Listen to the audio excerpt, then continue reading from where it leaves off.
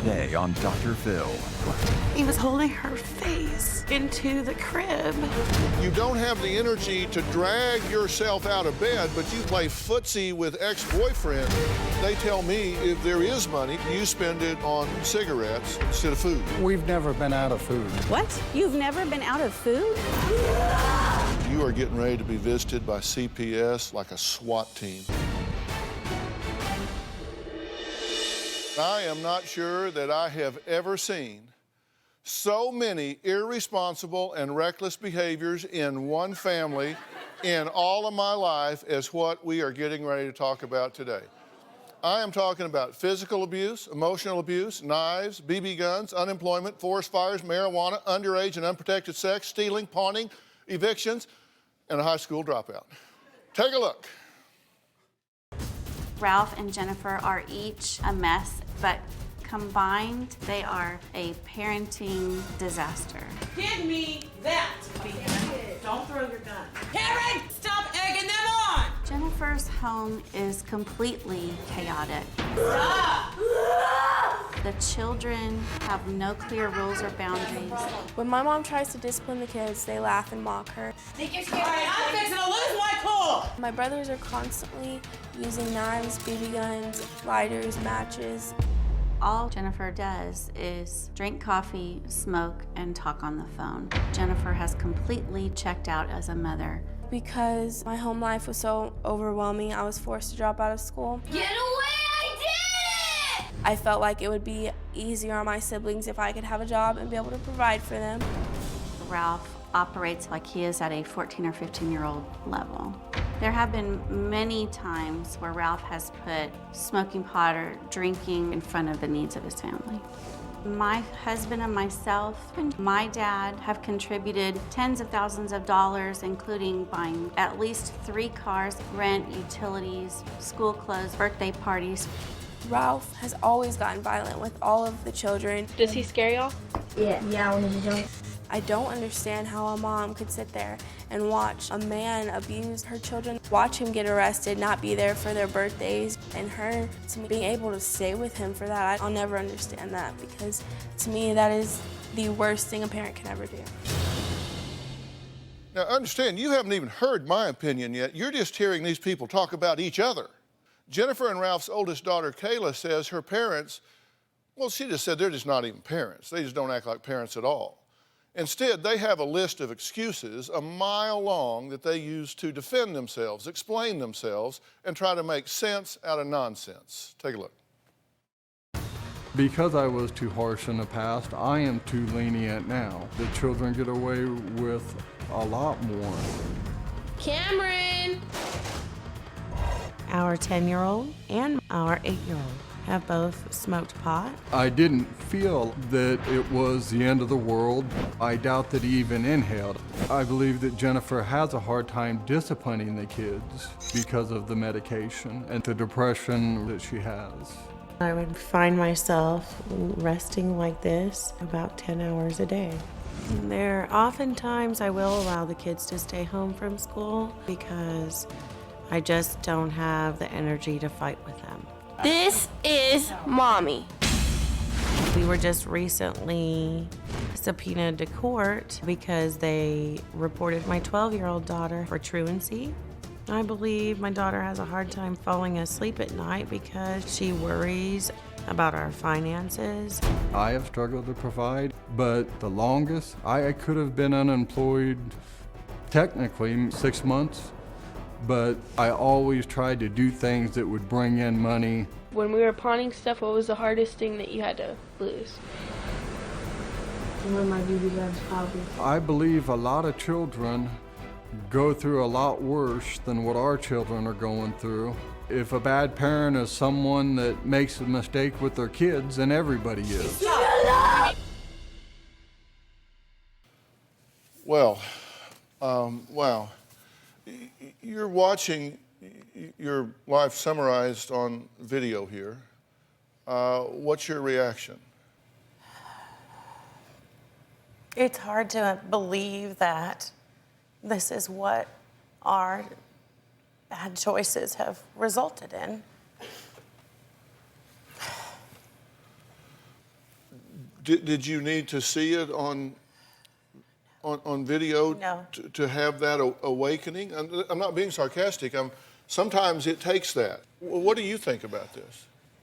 Yeah, it's pretty ugly. You said something at the end of that tape piece that I isolated because I wanted you to respond to it.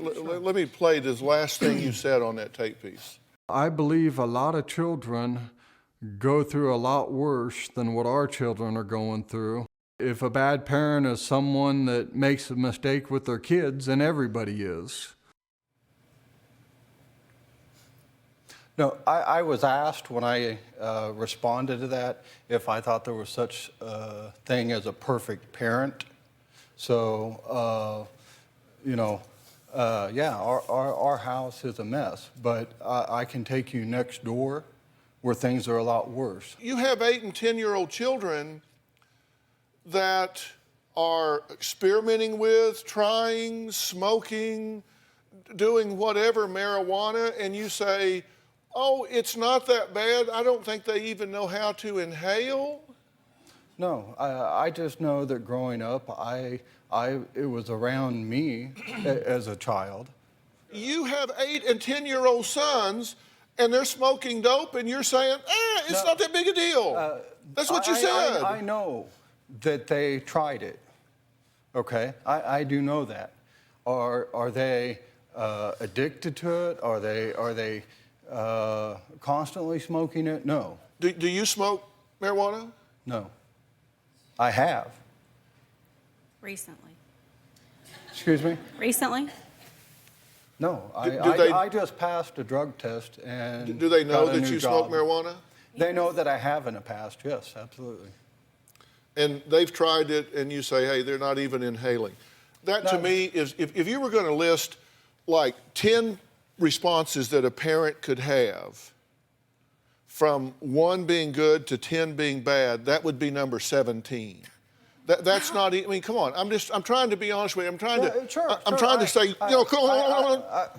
I understand, and but I don't know after it was done exactly what I could have done to stop it. It was done with his friends, right out at the picnic table with a bunch of other kids. You say, I don't know what I could have done. Let me give you a couple of options. Sure. They had a few friends over, and so they were just rolling up a joint and smoking it out there, okay? Here are a couple of options. Okay, 1, 2, 3, you friends here, you get off of my property, and don't you ever, never come back here. You don't smoke dope on my property. You 2 kids that are smoking dope with them, you get your skinny butts up and you get into the house because you have just violated a rule. You don't do illegal drugs on our property here. You are not allowed to do that. And I'm sorry that I've modeled that behavior for you. I was wrong, and I apologize for that. And I won't set that standard for you ever, never again. So you little dope smoking fiends, you get the hell out of here. You 2 little dope smokers, you go in the house, and I'm going to get busy setting a better example for you. Okay, there would be one option instead of saying, oh, well, they don't inhale. No, I've done that. I have chased people off the property that were doing that. Okay, and they tell me that if there is money, which is scarce, that you spend it on cigarettes instead of food. We've never been out of food. I'm talking to her. What? I know. What? Yes. You've never been out of food? The cupboards have been bare, but you've provided, other That is people have true. provided. We've That is never true. been where there's not been anything to eat. Okay, Like let me ramen ask y'all noodles. something, so just so I know what we're here for, because I'm a change agent. Okay, are we here to defend this or change it? Change it. Okay, next we're going to talk about why Ralph thought it was a good idea to buy his sons pocket knives when they were only 5 or 6 years old. We'll be right back.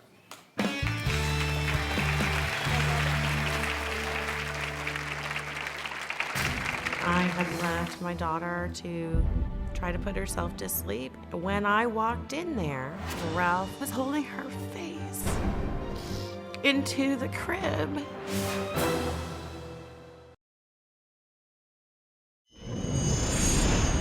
I think that the boys were about 5 and 6 years old when Ralph let them have their own pocket knives.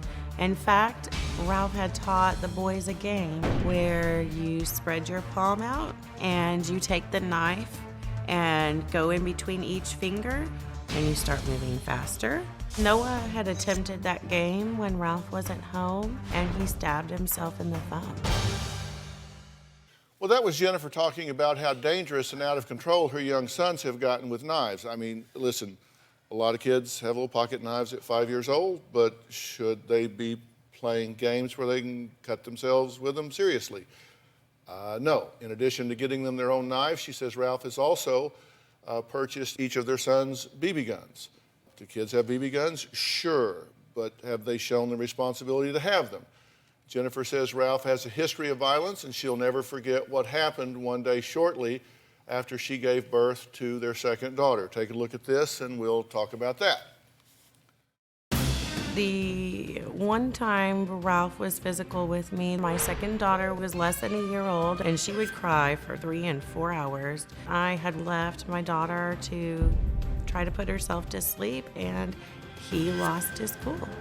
And he went into her room and when I walked in there, he was holding her face into the crib while her arms and legs were wailing. And she was screaming into the mattress.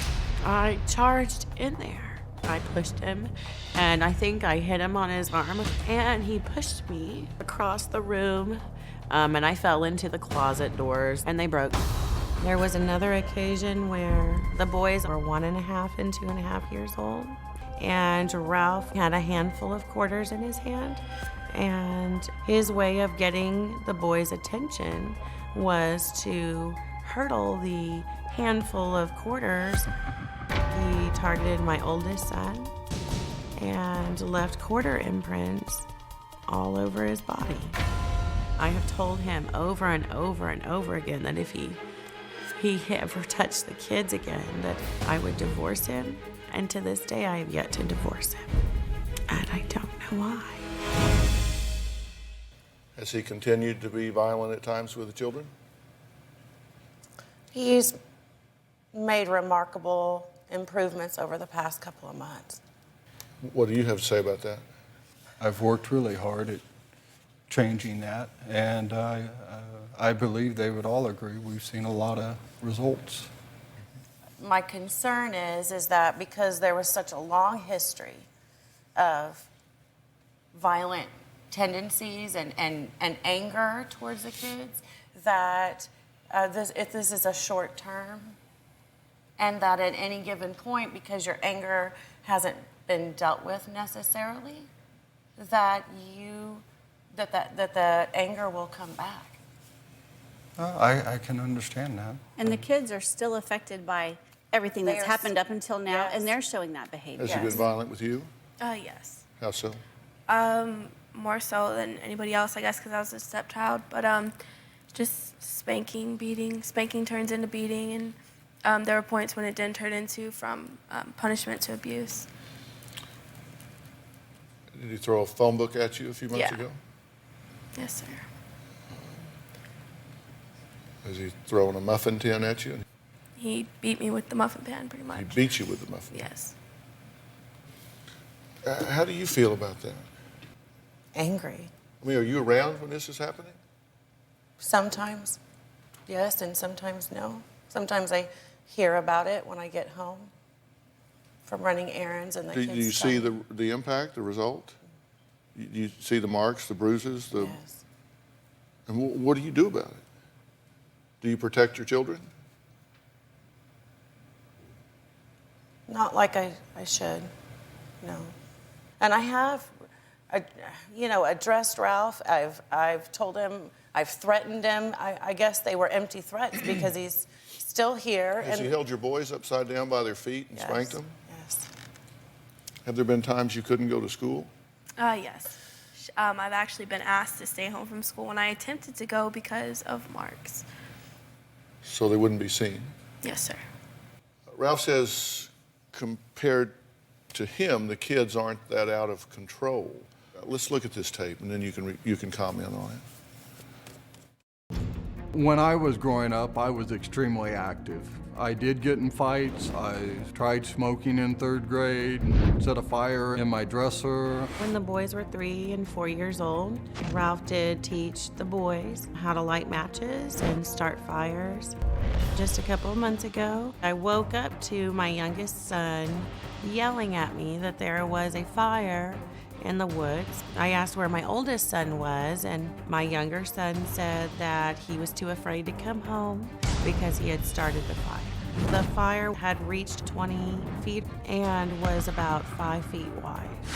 I feel like they're normal, active kids, but because of the lack of discipline, it does get out of control. Most recently, my oldest son was offended by some insult that his younger brother had said to him, and he pinned him on the couch, and he was covering his little brother's nose and his mouth so he couldn't breathe. It was just the same picture that I saw his dad doing with our daughter that day. People have always said the apple doesn't fall too far from the tree. Where were you when the fire in the forest was I was started? resting. Resting? Yeah. Who was supervising the boys? They were supposed to have stayed inside the house with their older sister.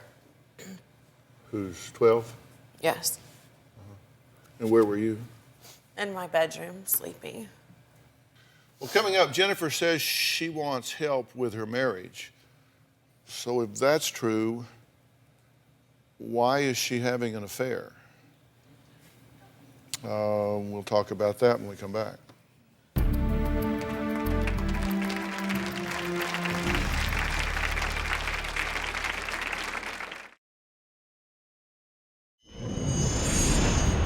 Ralph suffocates me with his constant need for love and affection. For a couple of years, I would have to go into the bathroom to pray first in order to be able to have sex with him. I am really fighting, feeling very disgusted by the man who's trying to smother me. Well, Jennifer says since her own husband discussed her, she found someone who doesn't. In fact, he's an ex-boyfriend from high school. She wanted to marry years before she met Ralph. So let's hear what she says about that. My mom has talked to me for 2 years about an emotional affair she's been having with an old boyfriend. I've talked to him on the phone. I know a lot of what's happened with them, and it adds another burden onto me because I'm like, wow, I can't tell my dad. This other man is everything that Ralph is not. He is the love of my life. We were talking every day for hours and several times throughout the day. It made me angry that Jennifer didn't seem to have energy for anything else in her life, but made time to be on the phone or lock herself in her room on her computer. When I first found out, I was extremely angry. I punched the computer screen, I put a crack in it. In an email, she said to her ex-boyfriend, "I can't wait to give myself to you wholly." And he was the same way back. I have had this fantasy that I could escape from Ralph and maybe have the life that I always wanted with this other man.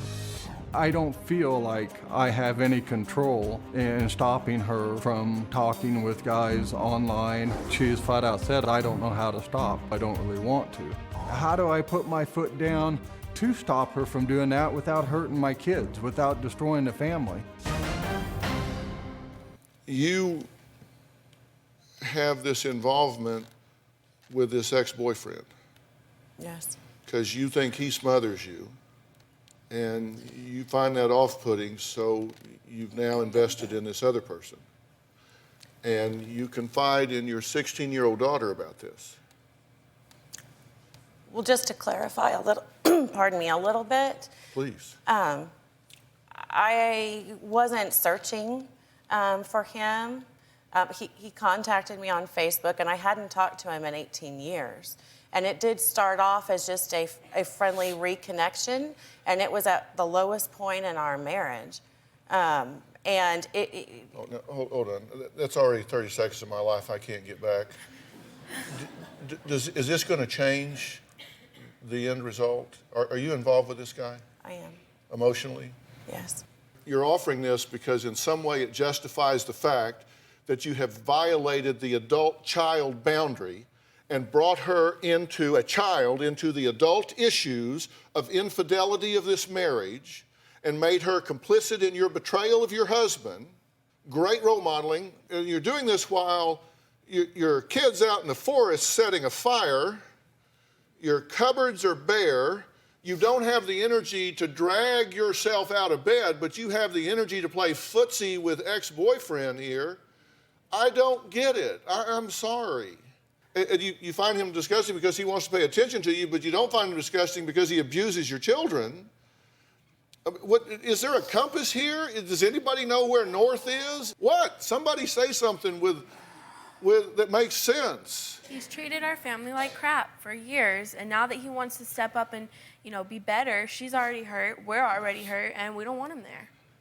Oh, I love him, but there's too much hurt in that house and anger.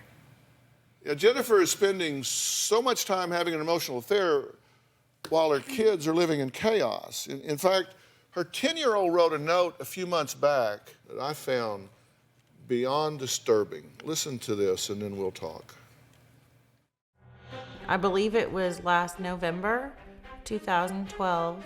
Our 10-year-old son wrote a note to me he had left on his bed, and it said, "Mom, would you please kill me in my sleep so that I don't have to wake up in the morning? I hate my life." My 10-year-old explained that he just couldn't stand our life anymore. He couldn't stand having no money, and he cannot stand the fact his dad and I smoke.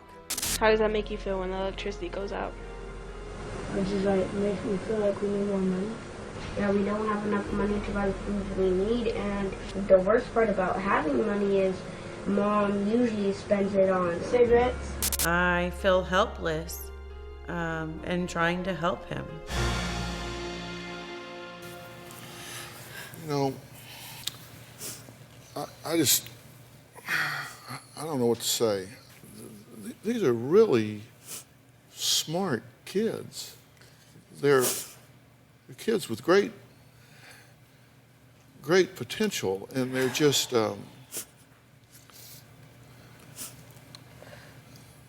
they're just caught in this quagmire. But we're peeling an onion here, and you think this is bad. We hadn't started. Who else is living in the house that I have a problem with? You're going to find that out next, and you think you're shaking your head now? Stay tuned.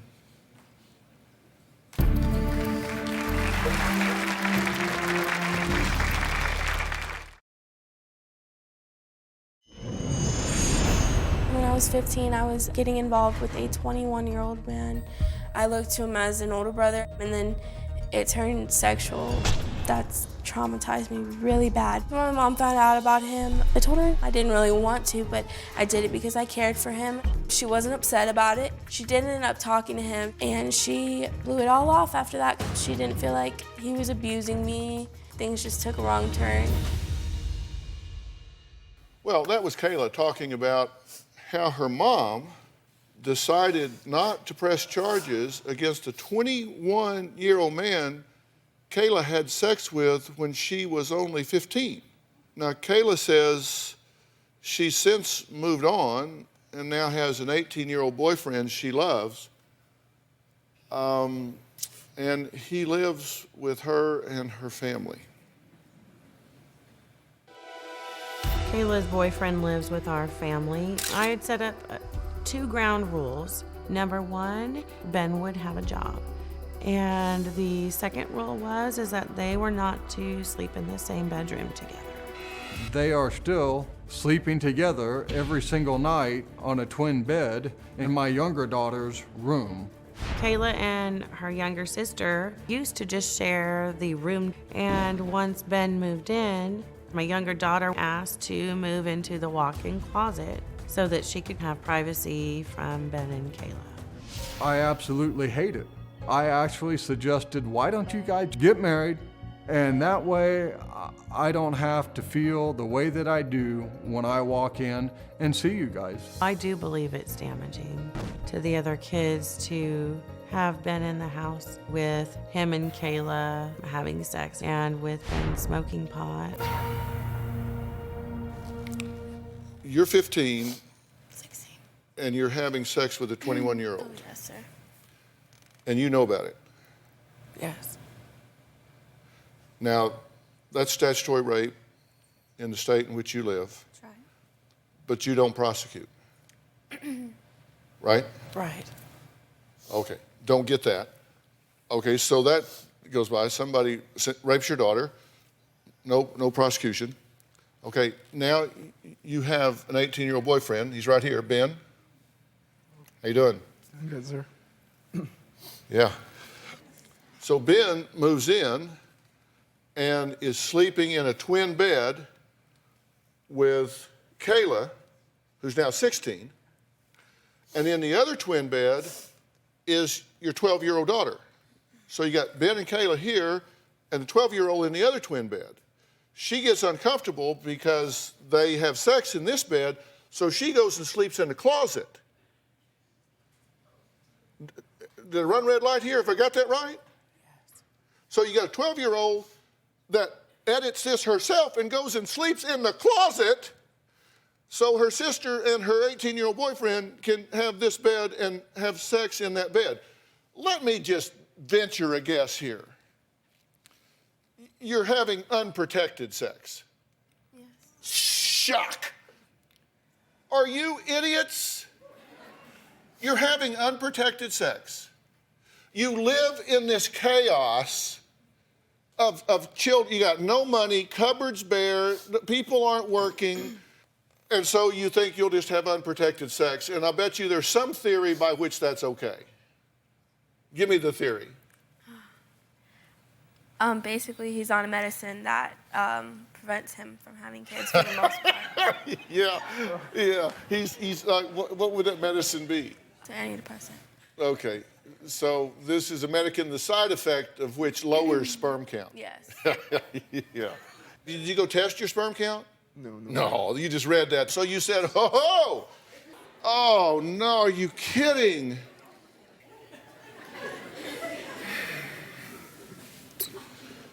I get that they're young and don't know any better. Come on. Stop having unprotected sex in the bedroom with your 12-year-old sister in the closet. We never have sex. Stop having unprotected sex anywhere. Value yourself enough to say, I am not your playground. You are not going to have a baby with me and then you disappear and I'm left to raise it for the next 20 years. Care enough about yourself to say, no, we are not going to have unprotected sex. And I'm not saying that he's a bad guy. Don't even know him, haven't ever even met him. But I do know what I know. And whether he's a good guy, bad guy, or somewhere in between, care enough to protect yourself. If you don't have a father around to tell you that, or a mother tuned in enough to tell you that, let me tell you that now. Care enough about yourself to say no to people making a playground out of your body and leaving you to pay the rent for the next 20 years. Do not do it. We'll be right back.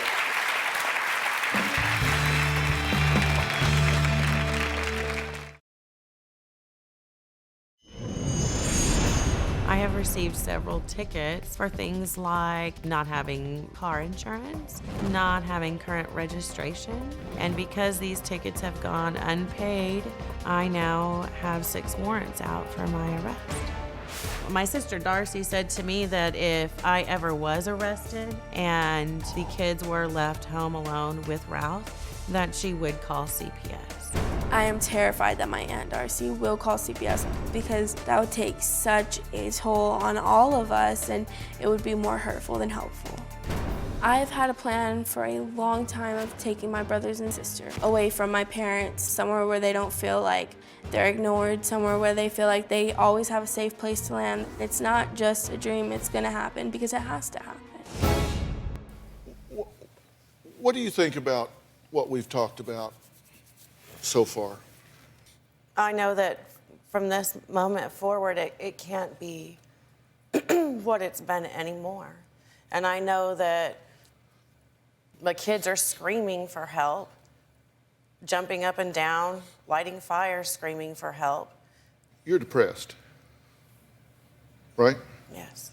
One of the symptoms of depression is that there's oftentimes a slowing of the thought process. There's a slowing of behavior. You know, everything just, you're kind of lethargic, right? Yes. You have an energy deficit.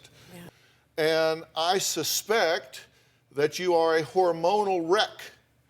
I suspect if we looked at your hormones, that it would probably be as chaotic as your home. And Ralph, you probably feel like you've made a huge bunch of mistakes here over the last several years, and you have. And I think it's because children learn what they live. And when we go back and look at your history and what you grew up with, what you're doing now has been kind of your norm. You had it pretty rough coming along. This is not an evil man. He's just a guy that is living what he's learned. And how do you know to do anything other than what you've learned? At some point, you have to break that legacy. So that means you've got to learn some different things. Because what's happening to these kids is just crazy. I mean, I said I don't even have the words to describe it. I kind of tried to write it down. You have a 12-year-old daughter. And if you look at everything that's going on, now these are just the things that the family has said. Ralph, unemployed, smokes marijuana, abuses alcohol, doesn't provide financially, violent, abusive, unmotivated, insecure, manipulative, rude, selfish, dishonest, been arrested. All of this impinges on that child. Jennifer, unemployed, irresponsible, sleeps all day, messy house, dishonest, manipulative, selfish, affair, warrants for arrest, depressed. All of that impinges on this child. Kayla, high school dropout, unprotected sex, sleeps with boyfriend in the same room with this child, slept with 21-year-old at 15, drives without a license. All of this modeling, all of this impinging on this 12-year-old. She hasn't got a chance. She's surrounded. So what happens? Skip school, been to truancy court, pulled knife on Kayla, hits, yells, cusses, calls everyone names, doesn't eat anything but junk food. This child doesn't have a chance if something doesn't change. You got all the same factors, but now you're talking about a 10-year-old son. Everything impinging on him, same stuff coming at him. And what's happening with him? He's experimenting with marijuana, cigarettes, spice, alcohol, physically violent, setting forest fires, skipping school, suicidal note, stole toys from store, and you said I was just too tired to take them back. Right? That's what you said. At the end of the day, I'm just too tired to take them back. Threatened sibling with a butcher knife. And let me tell you, there are 3 markers in here that are serious bad. Setting fires, bad. Experimenting with drugs, bad. Physical violence, bad. Skipping school, all of these things tell you that this kid is at high risk for coming in serious conflict with the law heading into the future.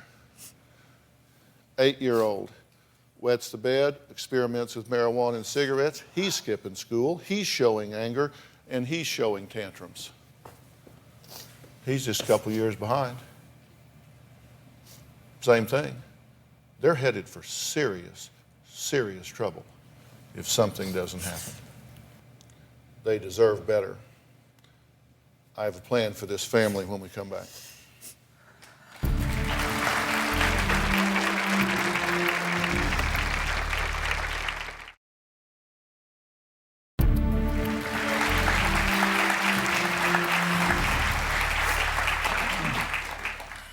Today I'm talking to Jennifer, Ralph, and their 16-year-old daughter, Kayla, and Jennifer's sister, Darcy. It was Darcy that wrote in. It wasn't Jennifer, it wasn't Ralph. These two did not ask for help.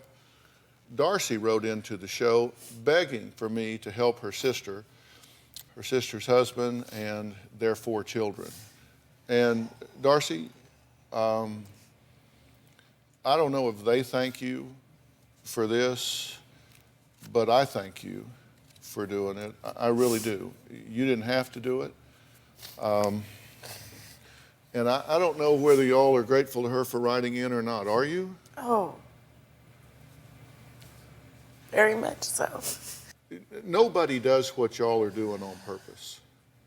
And I've said, you talked about, Ralph being angry and having rage and stuff. And Ralph, I've said honestly, I don't think you are a bad guy. I really don't. I don't even think you're a mean guy. I think you've just had a brutal upbringing, and I think as a result, you kind of do what you learn. But I think you can learn some new ways. And if I get you some help with that, will you take that? Absolutely. I mean, if I got you some parenting help, if I've got some help to make sure that you stayed away from drug and alcohol abuse and got you some parenting instruction to be a leader in your home with your boys, and got you to where you could do some constructive things with these children, you would immerse yourself in that and embrace that, would you not? Absolutely. Because I want to do that with you. And Jennifer, I think that, I don't know what's going to happen with y'all's marriage. I really don't. And I don't think either one of you know, because you are both so out of balance and out of sorts right now. I don't think you even know. I think you're looking for escape, and who knows what you really want.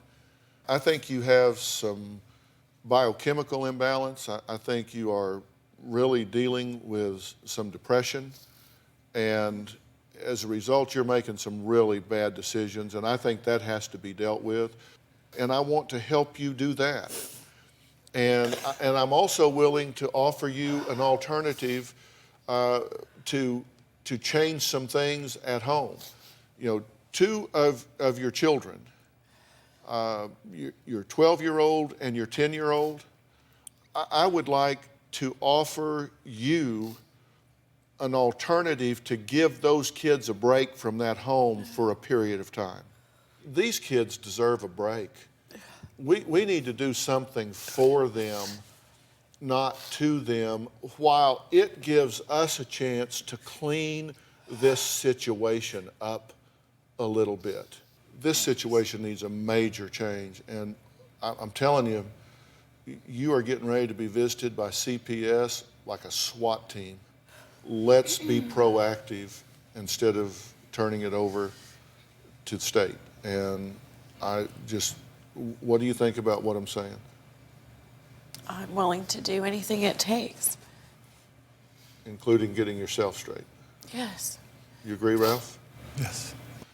All right, when we come back, I'm going to talk about what it means to turn parent from noun into a verb. Every family needs a hero. We'll be right back.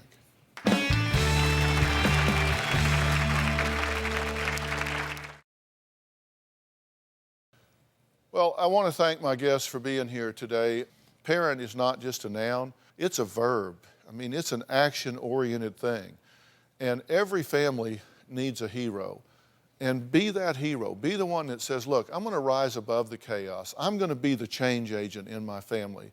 It is never too late to get healthy and do what needs to be done. Thanks for being here. We'll see you next time.